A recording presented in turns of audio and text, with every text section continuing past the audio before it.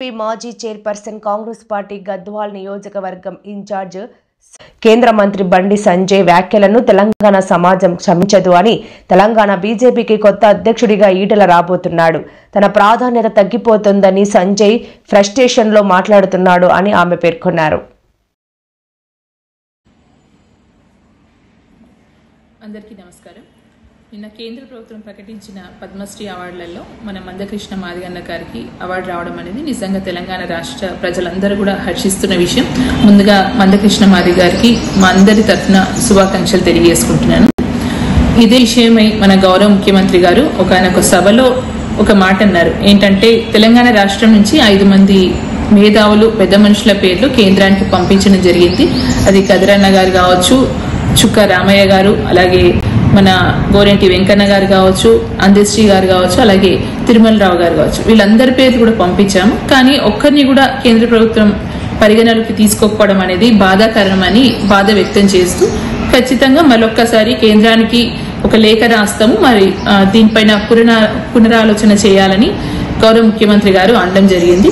ఈ వాక్యాలపై బండి సంజయ్ గారు ఈరోజు కేంద్ర మంత్రిగా వ్యవహరిస్తూ ఆయన దిగజారిన మాటలు ఏంటంటే, గదరన్నకి మేము ఎందుకు అవార్డు ఇవ్వాలి, ఈరోజు పద్మశ్రీ అవార్డుకి ఆయన అర్హుడే కాదు అనే విధంగా కించపరుస్తూ మాట్లాడడం అనేది తెలంగాణ రాష్ట్ర ప్రజలందరూ కూడా ఈరోజు దాన్ని కోప్పడుతున్నారు. ఖచ్చితంగా గదరన్న ఈరోజు వెనకబడ్డ జాతులే కాదు, పేదల పెన్నిదిగా అందరి మనసులో నిండిపోయిన మనిషి. ఈరోజు మన మధ్యలో లేకపోవచ్చు, కానీ ప్రతి గ్రామంలో ప్రతి పడుచు పిల్లలు, చిన్న వయసున్న పిల్లల నుంచి కూడా ముసలోళ్ళ వరకు గదరన్న అంటే ఎవరో తెలుసు.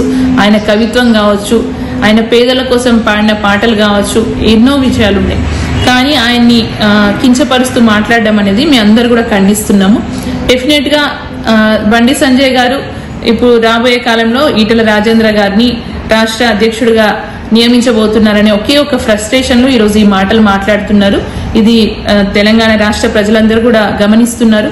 మీరు ఒకసారి ఆలోచించాల్సిన అవసరం ఉంది. ఈరోజు పద్మశ్రీ అవార్డు అంటే ఒక బీజేపీ పార్టీకి పనిచేసిన వాళ్ళకో, లేకపోతే పార్టీ కండువా కప్పుకున్న వాళ్ళకో, జెండా మోసిన వాళ్ళకో కాదు, గౌరవ స్థానంలో ఉన్న గౌరవ వ్యక్తులకు ఇచ్చే అవార్డుగా ఈరోజు పద్మశ్రీ అవార్డు ఉంది. అది ఓన్లీ పార్టీకి సంబంధించింది కాదు, కేంద్ర ప్రభుత్వం ఇచ్చే ఒక గుర్తింపు. అది మీరు గ్రహించుకోకుండా మా పార్టీకి పనిచేసిండ్రా, వాళ్ళ భావజాలాలు వేరే అని మాట్లాడడం అనేది నిజంగా ఇది చాలా బాధాకరమైన విషయం. గదరన్న అంటే ఏంటో, గదరన్న పాట కావచ్చు, గదరన్న మాట కావచ్చు, ఈరోజు తెలంగాణ రాష్ట్రమే కాదు ప్రతి పక్క రాష్ట్రాలలో కూడా చాలా ప్రాముఖ్యత గల వ్యక్తిగా ఈరోజు గదరన్న మిగిలిపోయిన వ్యక్తి. అలాంటి వ్యక్తిని మీరు కించపరచడం ఈరోజు తెలంగాణ రాష్ట్ర ప్రజలందరూ కూడా చూస్తున్నారు. ప్రతి ఒక్కరు కూడా ఇది ఖండిస్తున్నారు.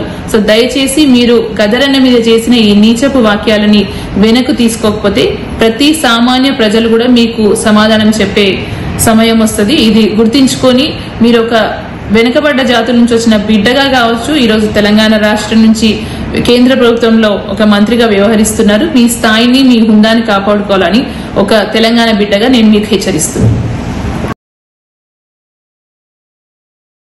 నల్గొండలో బీఆర్ఎస్